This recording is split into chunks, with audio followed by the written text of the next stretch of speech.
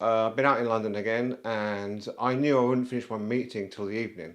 So what I decided to do was take this new classic film and decide to push it. And I looked on Massive Dev Chart, and the only thing I could find, obviously, was the fact I think it's the same as a Fomapan film, and a lot of people have said that. Whether it is or not, I don't know. But what I'm telling you is, I pushed processes to 3200, and I used the development times that were on the Massive Dev Chart for Fomapan 400. So that's what happened, and the film developed perfectly. So there was no issues with the development times. It was 25 minutes at 20 degrees C at 1 to 25. You could have doubled it. I think you could have gone to the 1 to 50, and it would have been like just an incredible amount of time to develop. So I just didn't bother with that. So I wanted to see, because I'm able to experiment because I've been given all this film, what I could do. And I had my Minolta Dynex 7000i, so I had both my zoom lens and my 50mm lens, and this is the 35 to 80, and I think it's a 4 5.6. So I couldn't really do any with the zoom without putting on something. I didn't have a tripod, so I did one shot of Tower Bridge, which you'll see now, and then I went back to my 50mm, and I was running in between 125th at 1.8 and about 3.5, that sort of thing. And I had no idea when I got home whether it would develop or not, but it was worth doing the experiment. I did, and I got some truly amazing results. So I'm going to go through with you at the end, but I've just got a little bit of video to show you when I was out filming the other night when I was down my Tower Bridge.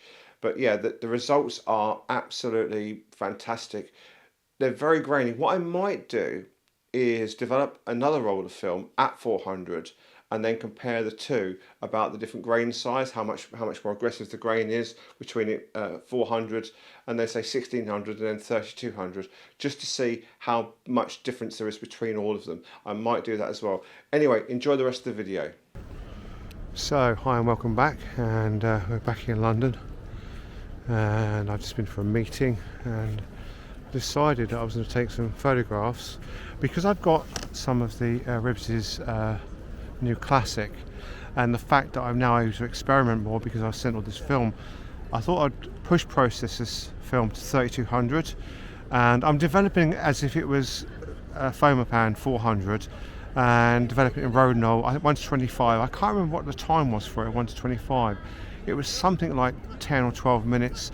So I will be doing that. So I'm not getting bad exposure rates. 125th f4, something like that. So it's not too bad, even though it looks really bright on my screen. But that's what you expect of this type of camera.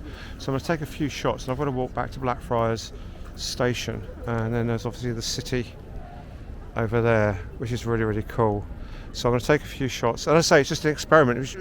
I probably wouldn't have done this if I hadn't been given the film, and it looks quite spectacular actually. Even in, I mean, the way you're seeing it's going to be over bright, but the way it looks to me and for my eye, it looks really, really nice. So I'm going to take a few shots here, and then I'm going to head back and take some along the way, hopefully talk to you along the way. So what I did forget to say was I've got both my lenses with me. I've got my 50mm 1.8, and I've also got my 35 to 83.5 to 5.6, I think it is, or is it f4 to 5.6? Probably f4 5.6. And I've switched over from the 50mm to the 35 to 80, and obviously the exposures are longer. They're only about 45th of a second. So I've done a couple using this top here. It's there as a tripod. I didn't want to bring a tripod with me today, just too much to carry.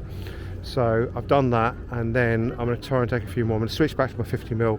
It gives me more options with the light, but not the angle, the brightness of the angle. So I'm going to switch back to the 50mm now. Okay, so I just want to go through a few of the photographs. I did some in, it was twilight, so I did the far two on the right hand side there. They were done before it got dark. I went for something to eat, and then I come out and then it was dark. So that's what's happening. I also like to use this time because I forget to say things when I'm actually making the videos.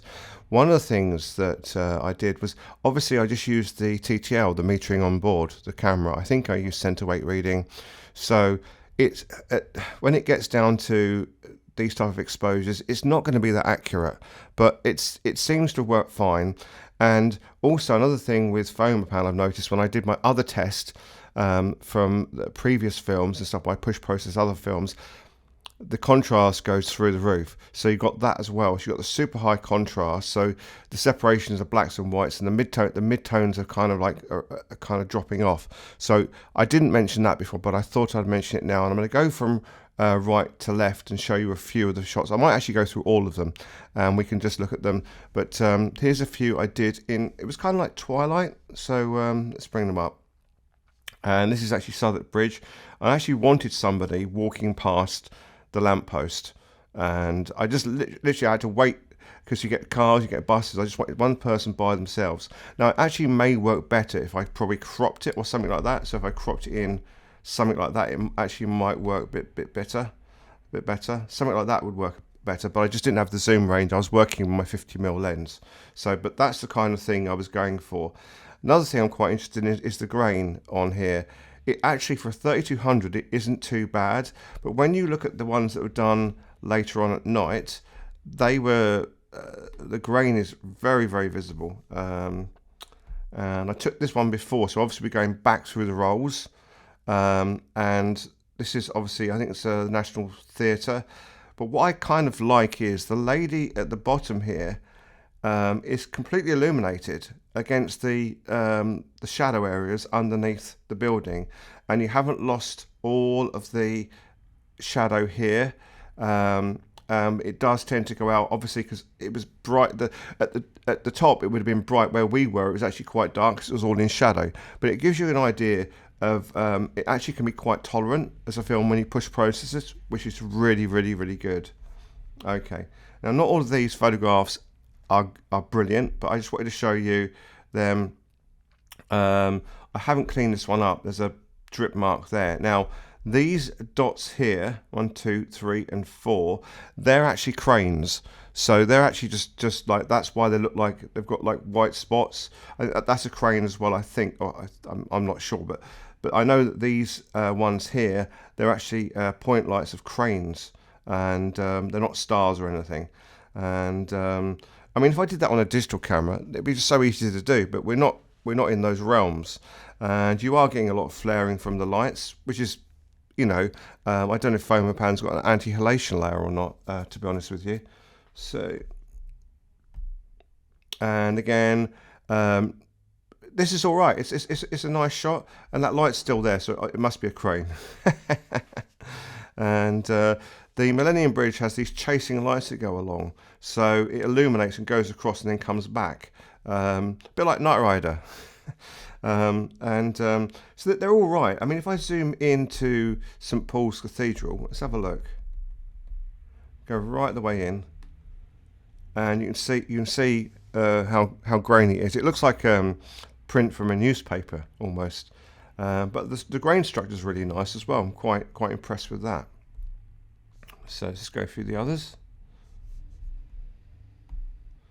And I wanted to get a shot of HMS Belfast. I think if I'd have got the exposure a bit better rather than just taking the shot and spent time, which I didn't have, to be honest with you, this could have been quite an interesting photograph. Very moody, very, very dark, you know, with the guns and the city in the background, and the walkie-talkie building and the different buildings that are there. And I tried 2 shots. This one didn't work as well. And this is looking across, so I'm turned my back on the Tower of London, and this is the buildings in the background, and I just saw them. I thought that'd be nice looking at them through the trees, so that's what that is. It came out quite well. I didn't lose the barriers here at all, which is quite good, and you can see the silhouetted trees against the building, which is quite nice as well. Now, I'd never have these photographs blown up to a huge size, or would I?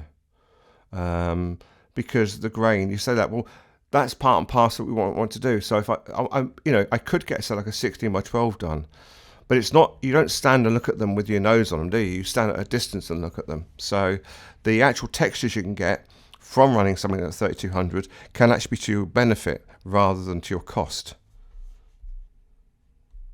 So this is the anchor pub on the South Bank as I was walking back towards Blackfriars from London Bridge, and I just looked up and thought, do you know what, if I can get a good exposure on that, I'll do it. And obviously you can see the actual lights are blowing out here, which is actually quite good. It's actually quite nice to have that effect. Remember, I'm running at 1.8 as well, so that again, the lens isn't working at its best at 1.8. I think it was either 1.8 or 2.8. But if I zoom in and I go over, so you can see it's actually, if you actually look at the actual anchor sign, I mean, that's really not bad. 3200 with a 50mm 1.8. That's really, really quite good.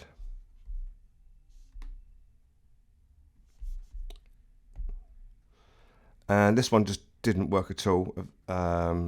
This is actually by the side of London Bridge, and I was trying to get the building. It just didn't work at all. And I think this is called the Hayes Galleria. And I was walking through there. I took 2 shots, and they gave me slightly different exposures depending on where I had the camera pointing. And I don't know if I scanned both of them. No, I didn't. So the next one was the Five Guys. Again, that's by City Hall as well. And that's kind of what I expected to get. I was trying to get these people in the window up here, and it actually worked really quite well. So I'll zoom in on them. You can see, yeah, it did kind of what I wanted it to do.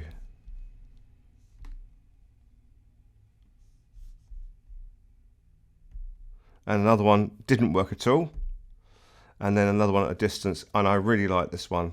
Don't know what it is about it. It's quite cluttered, but you can see people in the restaurant, you can see people standing outside and talking, and you can see what looks like the offices above, which is really, really cool as well. So yeah, I do like this one, but obviously my favourite has to be the one of Tower Bridge, and that was taken with the 35 to 80 lens. So I had it balanced on the ledge, and literally just took a shot. I think it was a 45th of a second or 20th of a second or something like that, but it's still really, really nice.